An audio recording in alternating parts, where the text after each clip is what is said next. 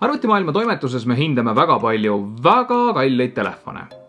Aga inimestega jutustades pigem küsitakse nõu just mõistlikumas hinnatasemes. Kõik sellised jutuajamised ja küsimused panid ka meid toimetusega mõtlema.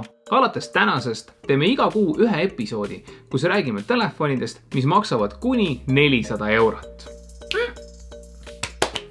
Kindlasti sa küsid, miks just 400 eurot? Väga lihtne. Keskmine hind, mis täna Eestis telefoni eest makstakse, on umbes täpselt 400 eurot. Järgmisena sa küsid, kuidas me täpselt hindame. Tänu sellele, et meie laualt käib läbi väga palju erinevaid seadmeid ja erinevates hinnaklassides, on meil võrdlemisi hea ülevaade, mis täna Eesti turul üldse pakutakse. Seadmeid maailmaturul on väga palju, aga just see telefon, mida me igakuiselt selles hinnaklassis soovitama hakkame, peab olema saadaval vähemalt ühe meie 3 põhilise sideoperaatori käest.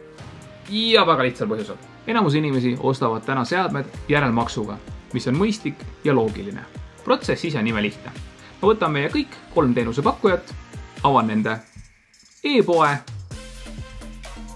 otsin sealt välja mobiiltelefonid või siis nutitelefonid ning panen kõrgemaks hinnaks täpselt 400 eurot. Ja siis ma hakkan otsast tükk-tüki kaupa kõiki praeguseid pakkumisi läbi käima. Juhul kui esimesed valikud on tehtud, hakkan vaikselt seadmete kohta lugema, millest paljudega on mul ka isiklik kogemus. Minu jaoks on mõned väga olulised kriteeriumid. Näiteks koostöö kvaliteet, natuke ka raudvara, mis sees on protsessorid ja kõik sellised asjad, ning see, kuidas raudvara ning tarkvara omavahel läbi saavad. Esmane selektsioon tehtud, võin öelda, et selles hinnaklassis on valikut tegelikult päris palju. Esimene seade, mis mulle silma jäi, on Katt S41. Katt on ju teada tuntud kõvade telefonide tootja, just inimestele, kellel on võib-olla natukene aktiivsem elustiil, kus telefon saab väga palju haiget.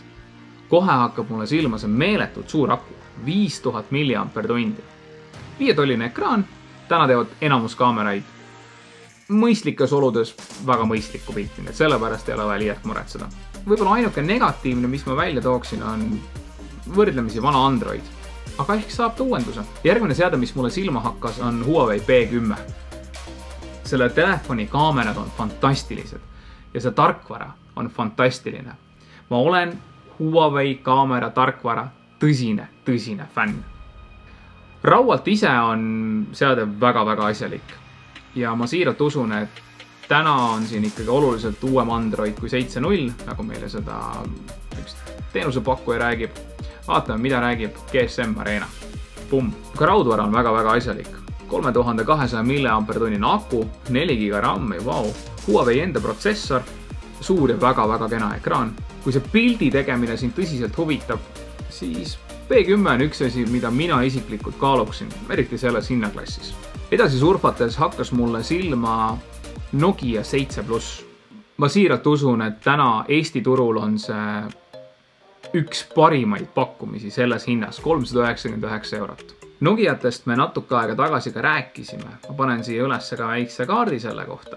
Ma hoiatan ette, meile Nokiat tohutult meeldisid. See meetod, kuidas Nokia oma telefone täna ehitab, on täiesti fantastiline. Ta on korralikus raudümbrises. Nagu paljud teavad, siis enamus tootjad lähevad täna klaasi suunas. Klaasi eesmärk siiski telefoni tagumisel küljel on enamasti juhtmevaba laadimine, aga paljud tootjad kahjuks kasutavad seda lihtsalt disainina, muutes selle telefoni veel õrnemaks. Nokia selle asemel kasutab korralikku rauda ja see, kuidas see telefon käes püsib, on lihtsalt fantastiline. Tarkvaraliselt jooksutab Nokia võrdlemisi puhast Androidi, et kui sa võtad tõsise rauast korpuse, paned sinna sisse väga kena ekraani, täiesti mõistlikud kaamerad ja võrdlemisi puhta Androidi ja müüd seda just sellise hinnaga, pole ime, et ma fänn olen. Kas sa subscribe nuppu vajutasid? Nii, me vaatasime üle need 3 telefoni, Katt inimesele, kes elab aktiivset elustiili ja telefon saab kõvasti haiget. Huawei inimesele, kes tahab tõsiselt kenasid pilte teha ning Nokia inimesele, kes tahab sükast tervikkomplekti. Nii et 3 väga mõistlikku varianti, mis aitavad ehk natukene lihtsustada telefoni ostu, kui just praegu selles hinnaklassis midagi endale otsid. Usu mind, ma tean väga hästi, kui raske on telefoni osta.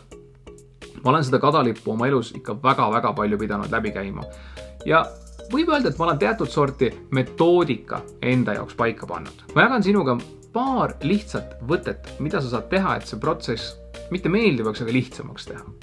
mõtle läbi, mida sa telefonist tegelikult tahad. Nagu päriselt tahad. Mitte seda, mida sulle reklaamitakse, promotakse ja räägitakse, et on tohutult hea, vaid reaalselt see, mida sul on päriselt ka vaja. Kui sa oled metsamees, siis on loogiline, sul on vaja telefoni, millel oleks suur aku, oleks põrutuskindel ja võib-olla veel mingisugused lisad. Kui sa tegeled kõvasti sotsiaalmeediaga, siis võib-olla suurem ekraan ja väga head kaamerad on sinu teema. Kui need asjad on paigas, siis võta lahti Google ja panegi enda märksõnad. Näiteks kaamera. Parim kaamera telefon. Ja juhul, kui sa oled jõudnud 1, 2, 3 variandini, siis vaata, milliseid seadmeid täpselt Eestis müüakse. Miks ma propageerin seda koha pealt ostmist? Asju juhtub. See on masstoodang ja kui sul on mingi kvaliteedi probleem, siis sa pead seda kuskile tagasi saatma. Et see on tüütu. Säästa oma närve. Keskklassi telefonide turg on ainult kasvav ja seadmete kvaliteet õnneks tõuseb. Ma olen õnnelik, et ka Eestis on kuni 400 euro eest võimalik osta endale väga mõistlik aparaat. Me teeme selliseid projekte väga lihtsa eesmärgiga, et sinu elu natukenegi lihtsamaks muuta. Kas sa usud seda või ei usu? Aga meie tahame, et sina tarbiksid targalt ja leiaksid endale just sobiva seadme. Aitäh!